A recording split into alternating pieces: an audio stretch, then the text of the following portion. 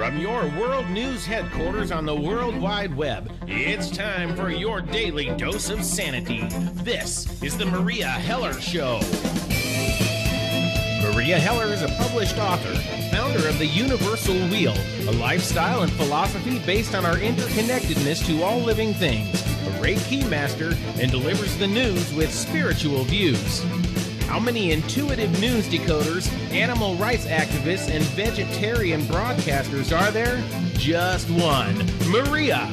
Meria has provided independent news for a smart audience for over 13 years now on the Meria Heller Show, available at Meria.net.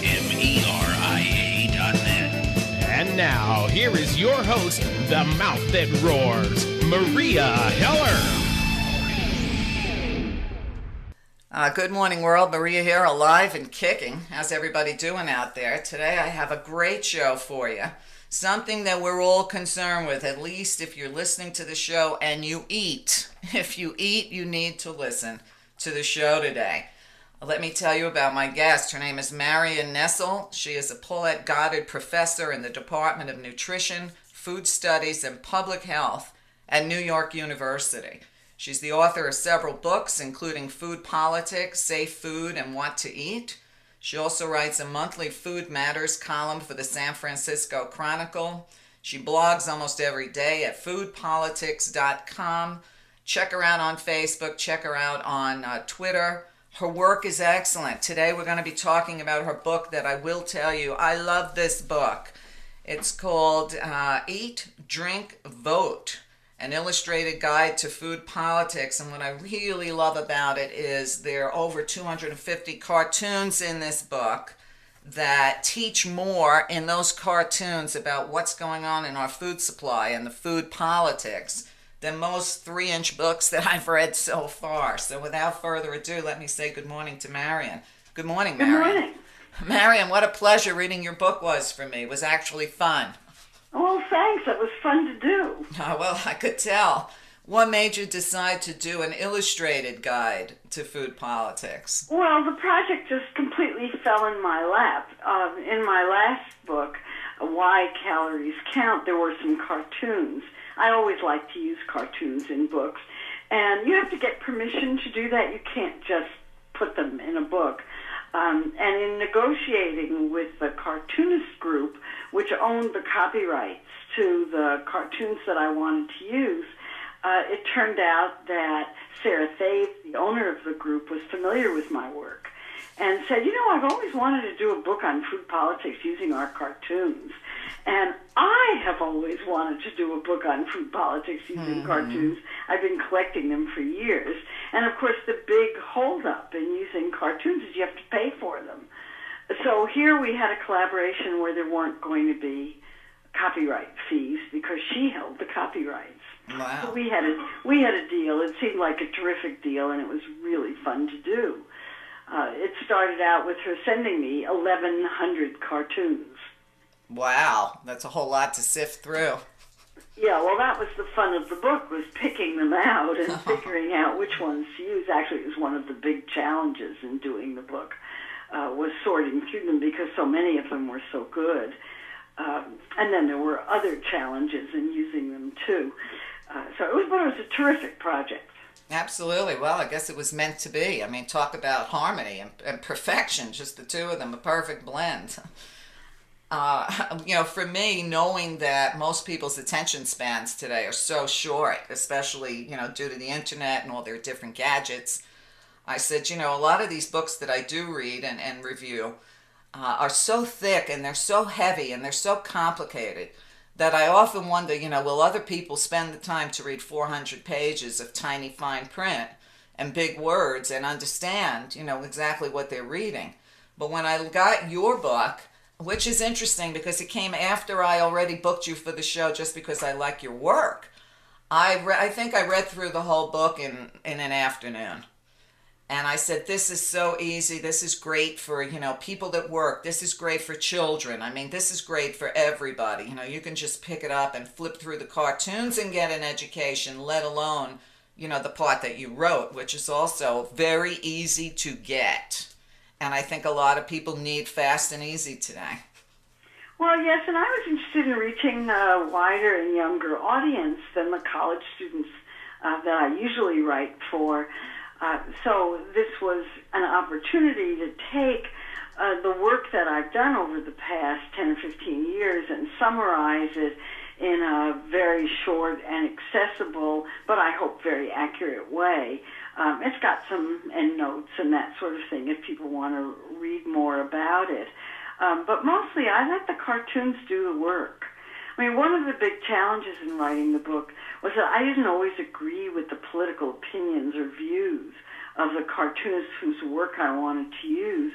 And rather than getting into a long discussion about what this view was and what that view was, I could just say what I thought about the issues and then let the cartoons speak for themselves. Mm-hmm.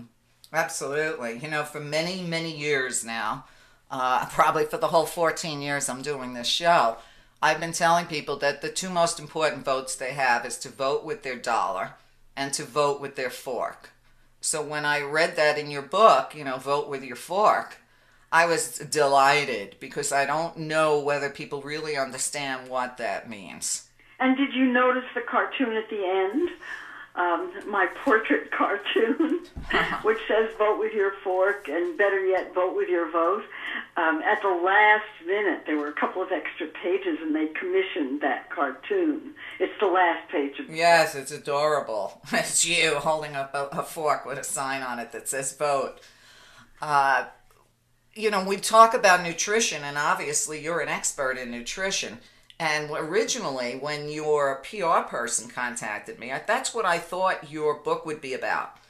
And then I got the book and started reading, and I love the fact you cover everything from the politics to food, the marketing of food, how difficult it is to get the alphabet agencies that are supposed to let us know whether our food is safe or not to actually do their job. And even cloned animals in our food supply. I was like, wow, this lady didn't leave anything out. Well, that's because the cartoons did the work. I mean, what I did to do the book was to take those 1,100 cartoons and put them in piles by topic. And then I took the piles and said, okay, what do I need to say to make the cartoons understandable without doing a caption for every single one of them? That would be extremely boring. Right. So rather than doing that, I just kind of wrote the background for the cartoons, and the book practically wrote itself. I mean, it really was very, very easy to do, mainly because the cartoons are so strong. Right. Well, it's also the material you're familiar with. I doubt the average person would say, oh, this book was so easy to put together. It's easy because you obviously know your material very well. I remember one of my... for a long time. I know. So have I. One of the cartoons I really liked, I think, was a man sitting down eating, looked like he was eating fast food, and another man walking in, and I think the bottom of it called it the angina monologue. Oh, yes. And I just chuckled out loud. Yeah. But when I still look at the cartoons and laugh every time I see them. I think they're really funny. Well, yeah. I mean, this is a great book to just leave around the house, you know, on a coffee table or something for when your friends come over and they start flipping through it. Because I don't know anybody that doesn't like cartoons. No, and these are in color, which was, I had no idea that the publisher was going to do them in color. That was really a treat. And I think the book is just gorgeous, and it's small, and it doesn't weigh much, and it doesn't even cost very much. No, it doesn't, and it's really adorable. You know, here we're living in America where we have a tremendous problem with obesity. I would say that more people are obese than are not. And you do cover that, and in very cute ways, too, with the cartoons. You know, I know you have two supposed terrorists sitting down on a blanket looking and talking to each other. And the radio says obesity is the #1 killer in the U.S. And one of the terrorists says to the other one, forget about a terrorist attack. We'll just wait until Americans eat themselves to death. Well, there you go. Yeah, I mean, the cartoons can do in just one drawing something that would just take me pages and pages to explain. First, you'd have to talk about terrorism, then you'd have to explain about obesity, then you'd have to explain about all that. Anybody can just look at the cartoon and take one glance at it and realize how funny it is. Absolutely. A different way of thinking about these things. And there are many, many cartoons in the book that I think talked about really complicated issues in ways that were very pointed. It was very, very difficult to choose for cartoons, and the factors that went into that were really quite complicated because the editor wanted to make sure that the cartoons were very tightly linked to the text and illustrated the text in a very tight way. The designer wanted lots of different shapes and sizes to work with, and Sarah Thaves, the owner of the cartoonist group, wanted as many cartoonist representatives possible, and I wanted the cartoons to express the complexity of the politics and the importance of the politics and people getting involved in it. So that was sort of the big challenge in putting the book together. And it was, as I said, really a lot of fun to do it. Yeah, I was like, wow, I hope they have a Facebook page so I can copy these cartoons onto mine every day. Yeah, that would be great. I know.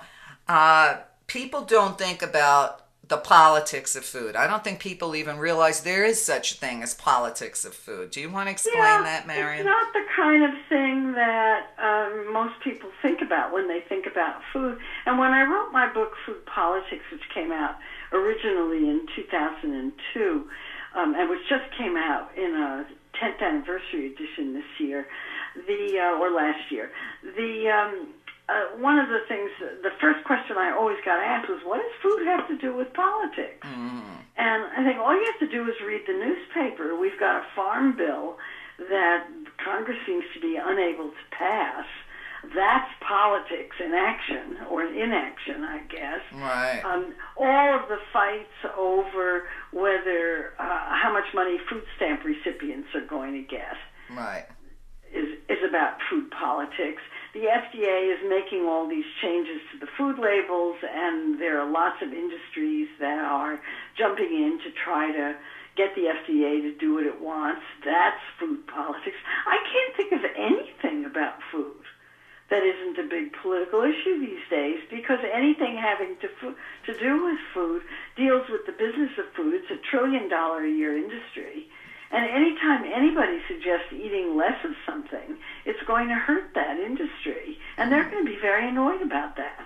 Obviously, of course, what comes to mind is Mayor Bloomberg in New York, when he decided to pass a law that they couldn't order drinks or soft drinks over 16 ounces. Oh, yeah, people went berserk. Absolutely berserk over it.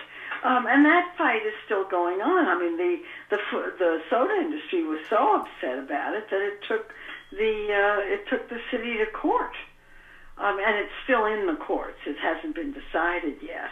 Right, and then you have the other one where they want to, force restaurants to list calorie counts on their food. Well, that's actually national law. That started out in 2008 in New York City, and when President Obama signed the Affordable Care Act in 2010, buried in that act was something that made menu labeling and the calorie counts on fast food menus go national. And that was in 2010, and the FDA still hasn't issued the regulations on that because it's being held up politically. Right, absolutely. I mean, it's my understanding. I've interviewed Ronnie Cummins from Organic Consumers many times. And it was my understanding that the labeling our food law was put into, was legalized in the mid-90s, and yet we still can't get labels on our food. People don't know where their food is coming from, especially meat. Oh, country of origin labeling, you mean? Oh, yeah, there's an enormous battle about that. Right, and then you have the battle for, GMOs, labeling the food, whether it's GMOs or not. And, it just seems that how could it be anything but political? To me, when I hear the term food product, I don't even understand those two words being together. Yeah, right. It's either food. Either it's food or it's not food. What's with product? Right, it's just such an oxymoron. I'm like, okay, food product. Funny way of looking at it. Right, if it says it's a food product, I'd be pretty scared of that. You mentioned food stamps. We mentioned obesity. And of course, I see a huge connection between the two. How could people be starving and still be fat? Well, that's also about politics because junk foods are cheaper in the United States than healthier foods. If you look at the Department of Commerce's figures on the cost of fruits and vegetables relative to the cost of processed foods, the cost of fruits and vegetables has gone up by about 40% since 1980, and the cost of junk foods has gone down by about 30 or 40%.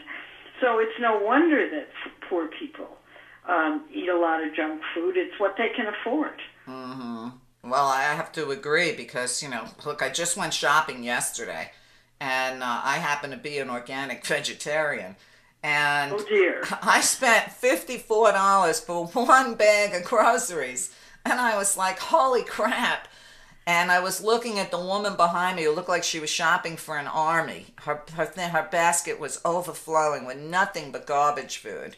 And the truth of the matter is the size and shape of her body reflected her cart.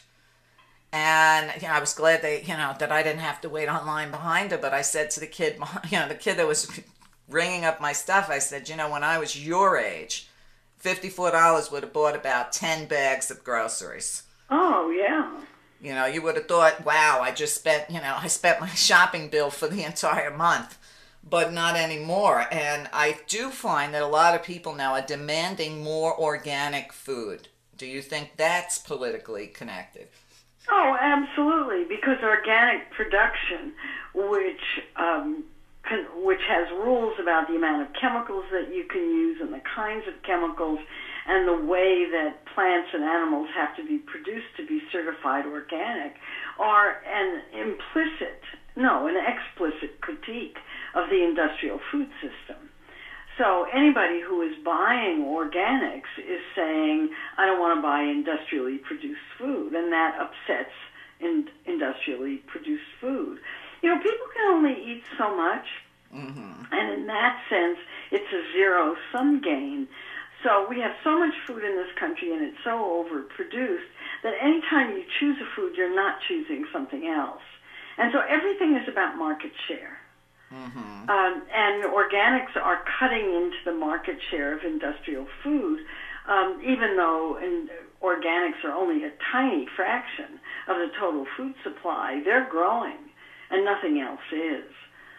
So the industrial food system is very concerned about organics and is trying to discredit it, to do a lot of research to show that it's not particularly healthy or not any healthier than any other kind, and to accuse the people who buy organics of being elitists and other kinds of name-calling that goes along with that.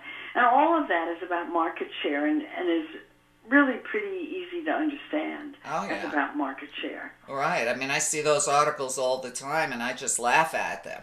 I think there was one maybe a week ago where they were actually trying to say that there's no difference in the nutritional value or anything else between organic food and, machine-produced food. And I just laughed. The big difference is it doesn't have the same level of pesticides. And that is a huge difference. That's been absolutely proven. Absolutely. Well, the other proof is in the taste. When I cook for my friends, they're like totally stymied. I mean, okay, I'm a good cook, but I'm not 5-star all the time. And I tell them it's the ingredients that make the difference. Bananas still taste like bananas when I was a kid, as long as they're organic. Yeah, I mean, certainly the locally grown organics are tastier because they don't have to travel as far. I'm a little dubious about those organics that come from New Zealand, but never mind. Right. Well, I'm lucky enough, and I'm sure a lot of communities now, more so than ever, to have good farmers markets, when the weather is good. And buy local. Even buying local, even if it's not organic, is better than what you get in the supermarket. Oh, I think so. You know, I tell people your food's traveled more than you ever will, you know, before it gets to your plate without a passport. Let's get back to, I know a lot of people in this country that are hungry. I know people that are receiving food stamps. And somehow along the line, you're supposed to be able to feed yourself for, I think now with the cut in food stamps, it's something like $185 a month. Well, that's for a family of how many? Well, 185 here in Arizona is for one person. If it's a family, I think it's like 235. Mm-hmm. You know, I live alone, and okay, I do choose to eat, you know, organic, so it's a little more costly, but really not, because I don't buy meat, and I don't even know what meat costs anymore because I haven't eaten it in 14 years. But I look at what I spend a week, which is close to $100 for one person, and I don't eat a lot, okay? And I'm like, well, how do they expect anyone to live on $185 a month and eat healthy? Nobody ever did. I mean, the food stamp program was never meant to meet the complete nutritional needs of a family for a month. It was always meant to be supplementary. It's called supplemental. I mean, that's why the word supplement is in its name. But the program started at a time when the safety net for the poor was much, much greater and involved many other programs, including welfare of one kind or another. Now all of those have closed, and food stamps are all that's left. Mm-hmm. Yeah, it's like, you know, you look at this country and you say, wow, you know, they may not be talking about it, but we're in a very similar state to the Great Depression. It certainly feels that way to a lot of people. And I personally know lots of people who are out of work who've been looking for jobs for months and can't find one, or if they do find a job, it's a job at a salary that is much, much, much lower than what they were getting before. Oh, I totally agree. I think Obama came out in his latest speech and said that for every job that opens in this country, there are 3 people that are applying for it. Yeah, that too. All right. So, you know, there's, you know, we're in some pretty dire straits, and yet we have that polarity in this country. You have the super well-fed, and you have the starving, and that shouldn't be the case, because I'm sure we have enough food to go around. So why? There's no question about that. Absolutely none. It's the way it's distributed that's a problem. Well, isn't that political? Yeah, absolutely. Absolutely. We're back into food politics again. You know, it's interesting. While I was reading your book, I had gone to the grocery store and I needed lemon juice. Okay. And I looked in all the aisles where anybody with a brain would think lemon juice was, you know, the juice aisle for one, the condiment aisle, and I just gave up. And when I went to the register, the girl said, "Did you find everything you were looking for?" And I says, "Actually, no. I was looking for lemon juice, and I couldn't find it." And she gave me the aisle number, and she says it's all the way down on the bottom, like almost on the floor. Okay. All right. And I said, okay. So something simple like lemon juice, which is usually pretty cheap to buy, is so hard to find in the store, but all these watered, sugared down juices were right at your face level. Oh, absolutely. Now, how can people not see marketing to us as political?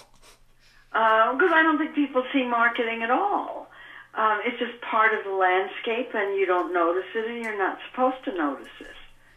I mean, that's how marketing works. It's supposed to slip below the radar of critical thinking, and nobody is supposed to notice that companies are spending billions of dollars a year to try to get you to buy their products. Remember, we have a food supply that has too much food in it, and therefore it's very competitive.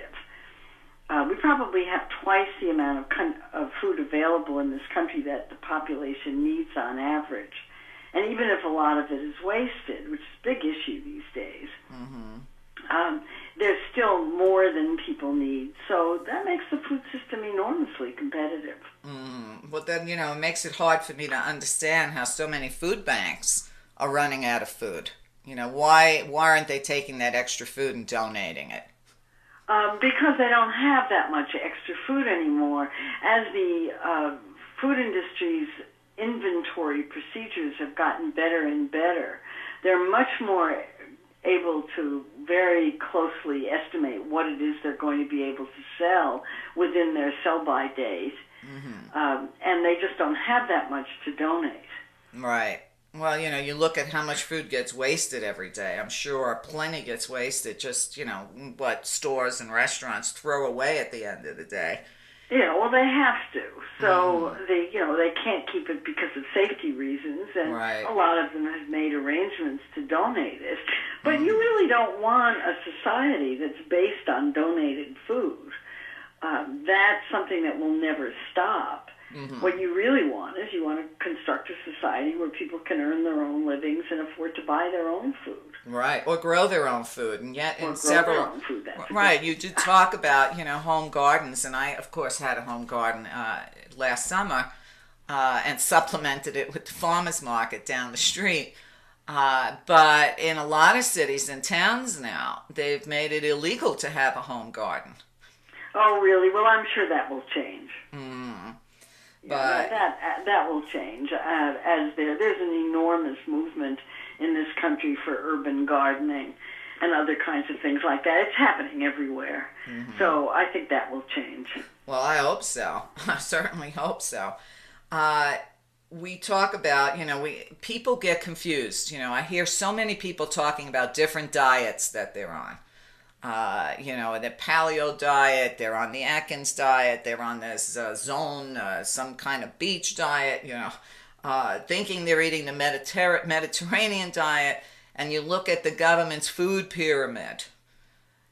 Do you think this is all deliberate to confuse people into what healthy eating really is?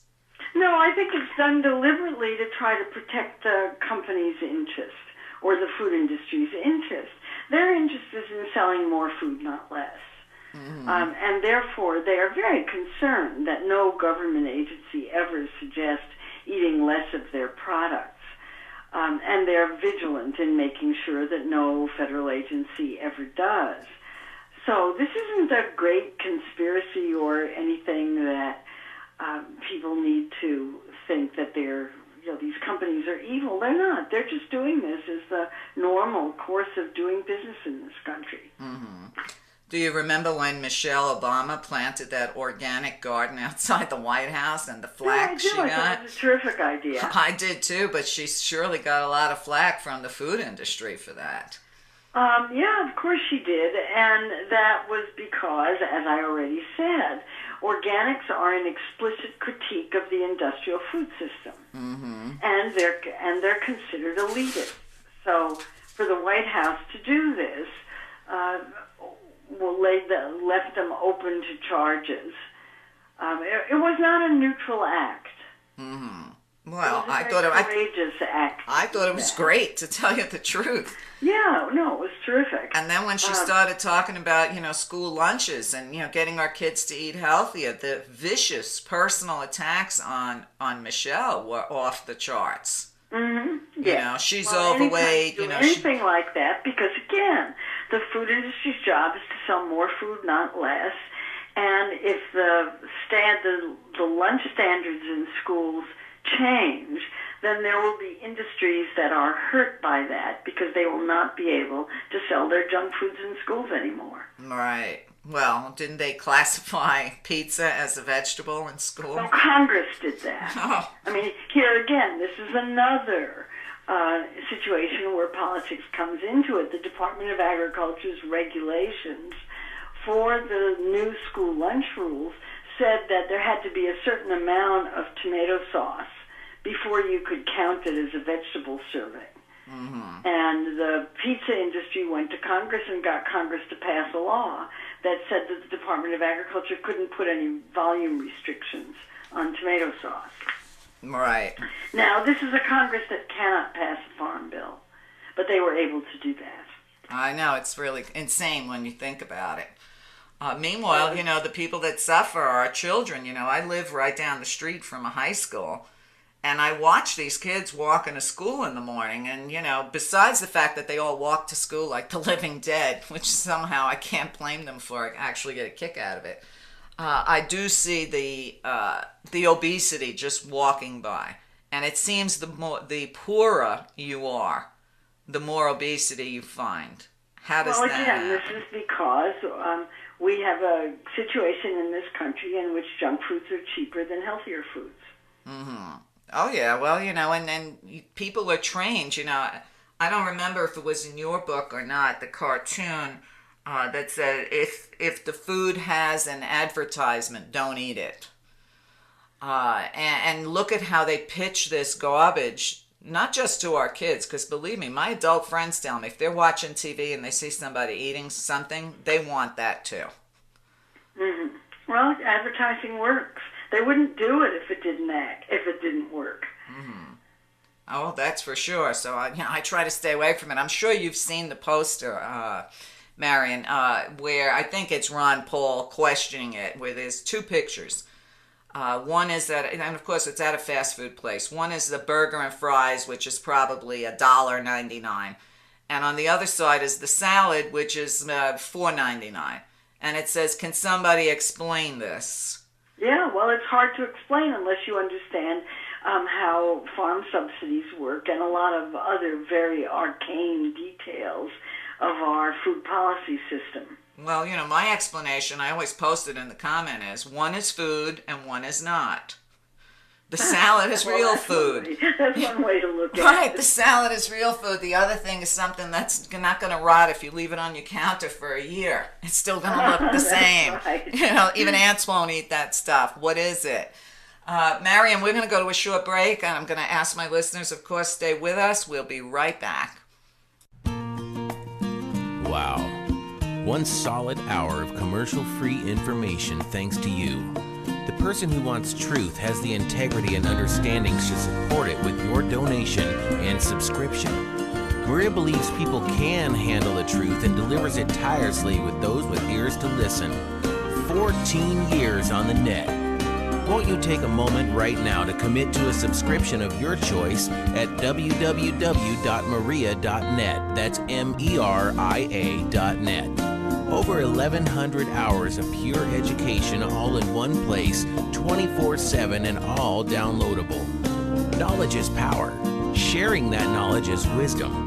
Together we can change the world and create real hope. Now let's get back to the Meria Heller Show.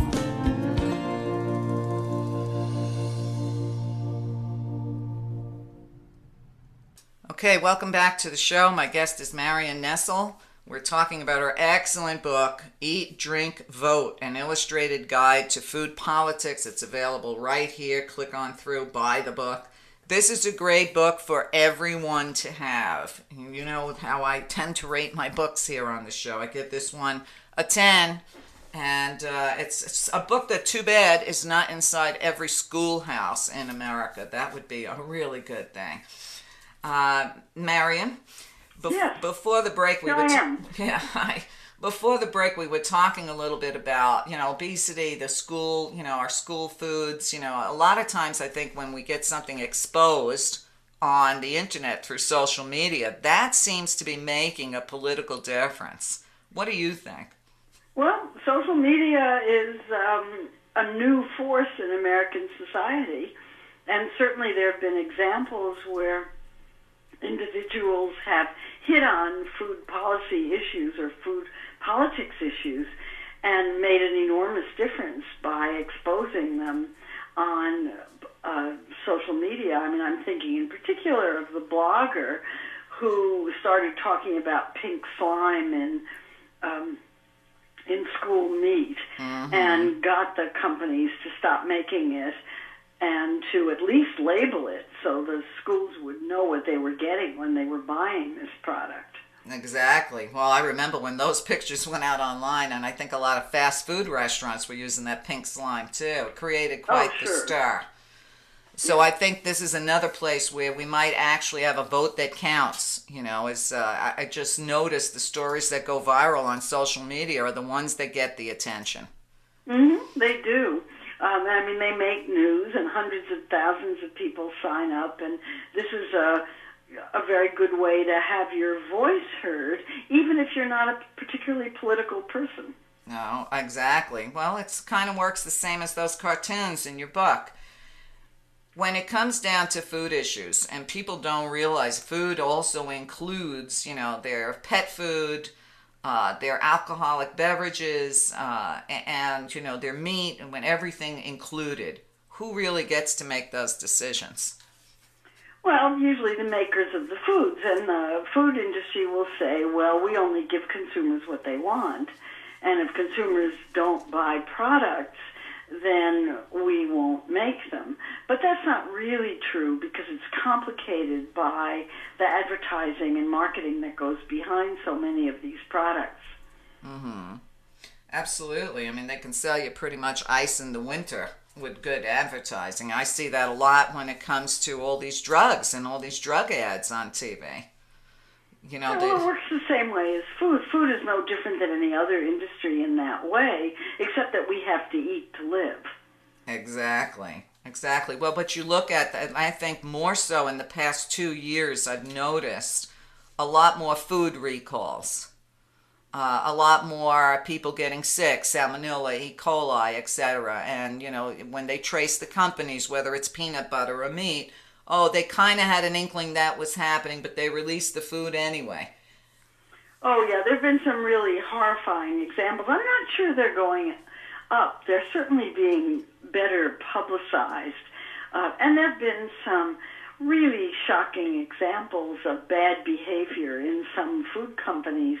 And that bad behavior, of course, is the basis of the Food Safety Modernization Act that Congress passed a few years ago. And the FDA is just now starting to come out with the regulations that will put some rules into effect that will require companies to do a much, much better job of producing food safely. Right. Well, I remember, I don't know, maybe it was a year or so ago when all those dogs started getting sick and dying from bad dog food. Well, I have a couple of books on pet food. I don't know if you know that. But, no, I don't. I have a book called Feed Your Pet Right and another one called Pet Food Politics, which was an analysis of the pet food recall of 2007 when melamine from China was getting into pet food and killing a lot of dogs and cats. Mm-hmm. Right, and that seemed to get more Americans' attention than the poison in human food. Well, people do love their pets. That's for sure. They do spend quite a bit of money on it. They do. What an industry. But you have, some... And Feed Your Pet Right is an analysis of the pet food industry, even though the title doesn't really suggest that, but that's really what it is. Right. Well, what do you think about genetically modified food? I think they should be labeled. Well, I would think at the least. It would solve a lot of problems.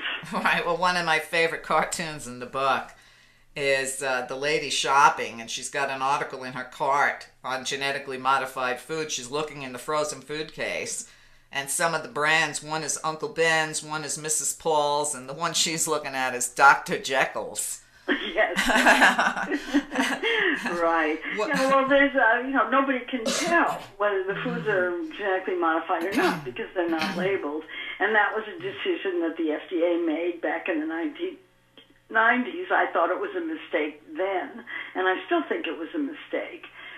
Because if it had been labeled, people would have a choice about whether to buy it or not, and it might have toned down some of the paranoia that people feel about the fact that the food industry is trying to hide something from them. Well, the fact that they won't label it makes them look guilty as sin. Oh, absolutely. That should be all the answer. Why they can't see that is beyond me. Mm-hmm. Absolutely. But, today, they've got all these frankenfoods, and, you do cover in your book, and it's just to show how up-to-date it is. You cover, what happened during the Gulf oil spill to, seafood. You talk about the radioactivity from Fukushima in the Pacific. From what I'm reading, there hasn't been a tuna tested from the Pacific that isn't radioactive. Well, these cartoons are current, and therefore the book is current. And as I said, the cartoons governed what the book was about. And they're very up-to-date because the cartoonists who are represented in the book are political cartoonists who are writing for daily newspapers and magazines, the ones that still exist. Mm-hmm. And they're just right on top of these issues, and many of them have a terrific sense of humor, which makes what they're writing about and drawing about much easier to take. And many of them are really spectacularly good artists, and I just think some of the drawings are really beautiful. Absolutely.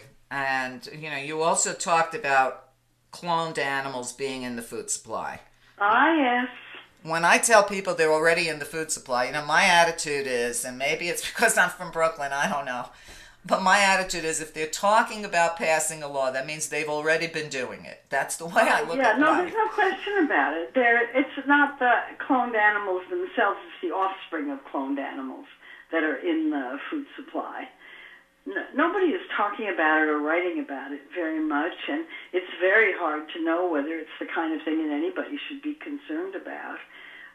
But nobody's really paying much attention to it or a lot of other things that are going on these days. Right, exactly. Well, because they're busy working 3 jobs to make the money they made 20 years ago to try to put food on their table. Right, and the one regulatory agency that is supposed to be in charge of this, the FDA, has had its funding taken away so systematically over the last 20 years that it hardly has anybody to do any of the work that needs to be done. Mm-hmm. Well, the fact that the consumer doesn't even get a choice to whether it's genetically modified, to whether it's cloned animals, to who knows what country this, piece of fish came from, is pretty serious to me, because, people say, well, my grandparents ate like this, they lived to be 95, and I'm like, our food supply is nothing like what my grandparents ate. Yeah, it's changed a lot, and in some ways for the better. You can get food in supermarkets these days that really wasn't available 20 years ago. I think it's one of the great achievements of the food movement is to get fresher, healthier foods into supermarkets in a way that never used to be there. But there's lots more work to do. Oh yeah, absolutely. I mean, look, we all like the convenience and we all like the choice. But, when it comes to labeling, I think, look, the companies obviously know no one's going to buy their products if they're labeled. Well, they think that's the case. I don't know whether that's the case or not. That experiment hasn't been done yet. Mm-hmm. Well, you're probably right, because the more they expose about fast food, they put calorie counts on your, 2 for $1 burgers, and I'm like, God, what kind of quality could that possibly be? People don't care. They don't even look at the calorie count. Some people do. Those who are educated and can afford it do. Mm-hmm. And they care a lot. And, there's all this controversy over menu labeling in New York City where it's been in place for 6 years now. And the studies show that overall it hasn't made much difference in calorie consumption from fast food. But if you break the data down into looking at whether people actually looked at the calorie counts or not, you do see differences. And I can tell you that menu labeling affects what I buy. Oh, it certainly does the same for me. And, even more than the calorie count, not to just single out one company in particular, but I was shopping and and look, we'd all like to be lazy and pop something frozen out for dinner. So I said, well, let me check out these lean cuisines or whatever it is my friends, keep in the house in a pinch if they have anything vegetarian. And I looked at one of their little dinners and the calorie count was great. Okay, it was very low cal. But when I looked at the sodium count, it was 890, and I was like, holy crap. I was like, holy crap, I'd blow up for 3 days on probably 5 pounds of water weight. That's 2 grams of salt right there. I know, I was like stunned. Yes. So, it's an interesting read. Now, what about microbes in the food supply? I was reading your book, and I want to just read a little piece of it on page 114. It says, and you're talking about problems with food and safety regulation. You say the CDC estimated foodborne microbial illnesses affected 48,000 people a year and caused 128,000 hospitalizations and 3,000 deaths. This should Yeah, be like front page. That's their estimate, and it's probably an underestimate. And you talk about fecal contamination. People don't realize that there are limits for fecal contamination and other disgusting things that are okay to be in your food supply. Yeah, there are. It's pretty. I mean, food is a living organism. It's pretty hard to keep it sterile, and bacteria are everywhere, and they're very small. But you really only have to worry about the bacteria that cause illness. And those are the E. coli's and the listerias and the toxic salmonellas are the bad ones that you worry about. Otherwise, it's just a little dirt never hurt anybody.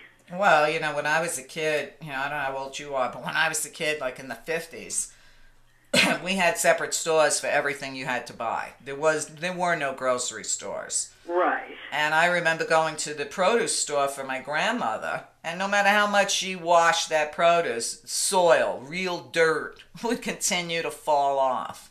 And when she boiled or steamed her vegetables, she would actually take a ladle and scoop the bugs off the top of the water. So I said, wow, I guess we couldn't get more organic than that. Yeah, I mean, vegetables grow in dirt. Let's be real about that. Exactly. Dirt is dirty by definition, but that's not what you worry about. What you worry about is these toxic organisms that come from animals, farm animals of one kind or another, and that have gotten into the water supply or the ground supply, and then get into vegetables or on vegetables in some way.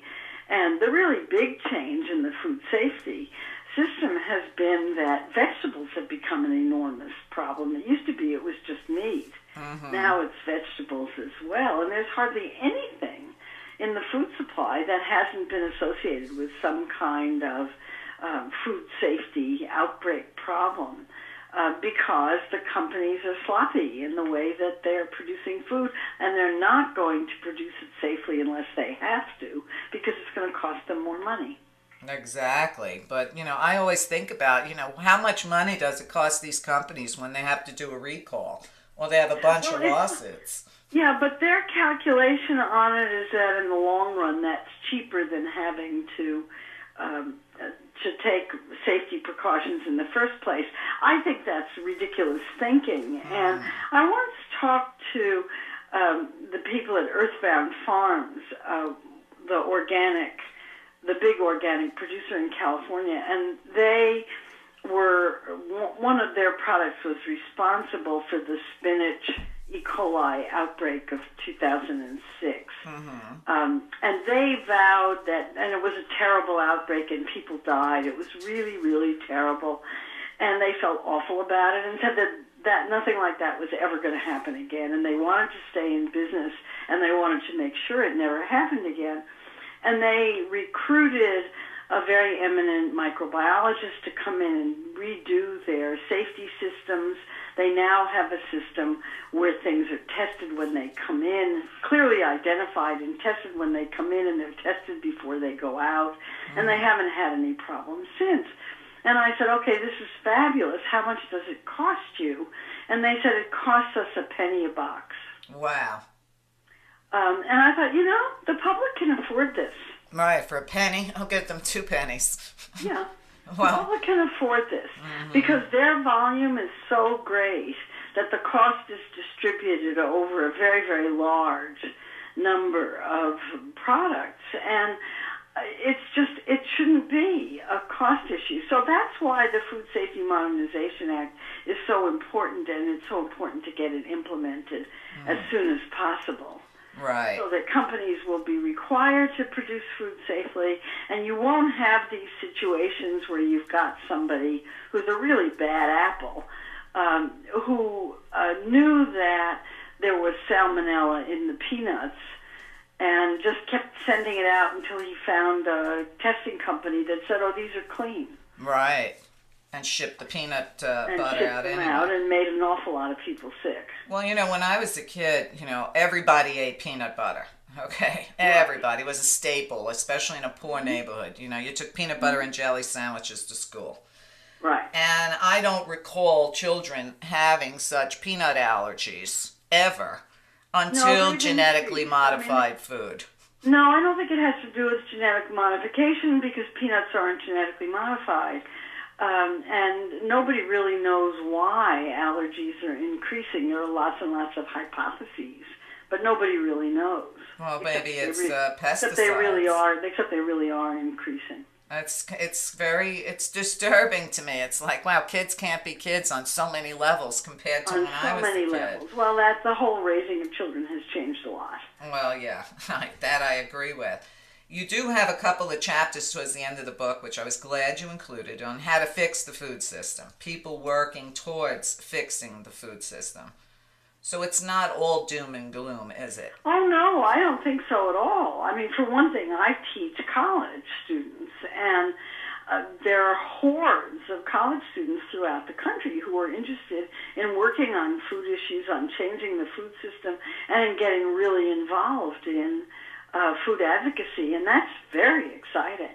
Yes, it has to be. And I do know, from all my vegetarian contacts, that's really where a lot of the increase in people choosing to be vegetarian is happening with kids, with college kids.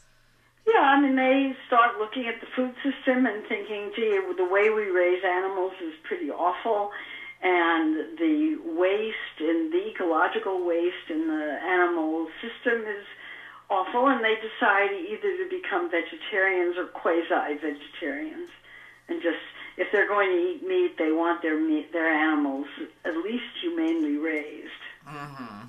Yeah, and I'm glad to see it. Some days I say, wow, I never thought I'd live to see the day, but it's amazing how many things you can live to see if you live long enough. The food movement. Do you think that this is something that's going to continue to grow?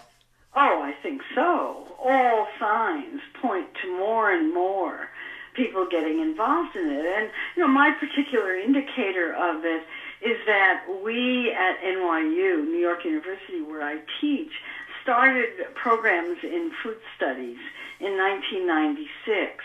And at the time, there was a gastronomy program at Boston University, and that was the only other one that existed in the entire country. And now practically every college and every university has some version of a food studies program at the undergraduate level, master's and doctoral levels. And, we produce doctoral students who have degrees in food studies, and so are other places. And at first we were distressed at the competition. We thought, how are we going to keep our program going in the middle of all this competition? And we said, wait a minute, this is jobs for our doctoral students, and it is. Oh, that's fabulous. That's really fabulous. Well, Marion, I do want to thank you so much for joining me today and for sending me this book. It's a keeper, so I may lend it out, but it's going to stay in my house. Well, thanks so much. It was a pleasure talking to you. Same here. You take good care now. All right. Bye-bye. Bye. And again, you can check out Marion's work. Let me give you a couple of websites for her. foodpolitics.com, and the name of the book, eatdrinkvote.com. It really is a book that you won't have to do much work convincing your friends to pay attention to. And it's a very easy education. The cartoons are spectacular, and I've always loved cartoons. And her writing makes it so easy. You can't get any easier than this particular book. Anyway, thanks for supporting the show, and get your friends to turn on to the show. Okay, let this be the year that the show really grows. The more of us that know, the quicker we can change the madness out there. Of course, I'll be back tomorrow with the news. And again, thank you for supporting the show. See you guys then. And remember, you do vote with your fork. Make no mistake about it. So vote for health. Thank you for listening and supporting The Meria Show. Tell others what you learned today. Knowledge becomes wisdom only when it's shared. Encourage others to subscribe today. www.meria.net. Often imitated, never duplicated. A world of information all in one place. www.meria.net. Always ahead of the curve. Always on your side. Get active or get radioactive. Subscribe today.